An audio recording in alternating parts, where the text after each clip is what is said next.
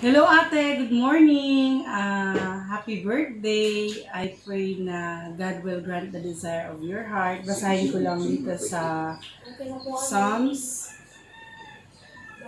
Sabi dito sa Psalms 20 verse 4, May He grant your heart desire and fulfill all your dreams.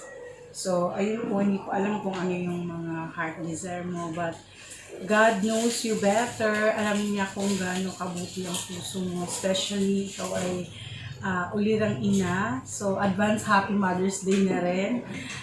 To God be all the glory. Especially na dalangin ko na patuloy yung kalakasan sa buhay mo, maging sa mga anak mo. And God bless you. And this song is for you. Ayan, haranahin kita. We come to greet you this blessed morning. Oh, happy birthday you have today. Today we're here as rejoicing with you. Oh, happy birthday you have today. Your life, your talent, your whole life true. Give them to Jesus and He'll use you. If you trust His promise, He'll guide you always. Oh, happy birthday you have today. Happy birthday, ate! God bless!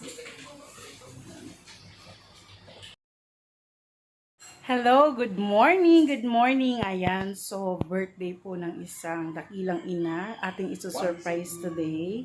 So, siya po ay nakilala ko bilang nagtitinda rin siya, yun ang kinabubuhay niya para sa kanyang mga ina. So, bibigyan natin siya ng regalo.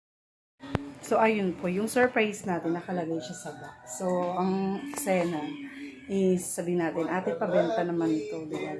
Patulong tayo magpabenta. Then, pag open niya, tadan! Makikita niya yung cake niya. Hope magustuhan niya at pa-surprise natin siya magpasaya.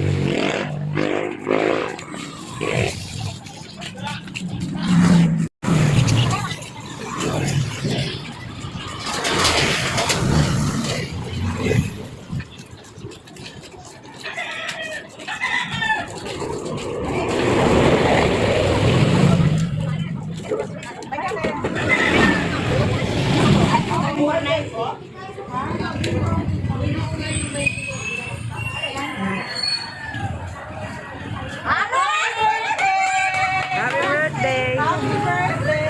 Wow, meron na siya gift. Happy birthday! Advance Happy Mother's Day with ate. Nako.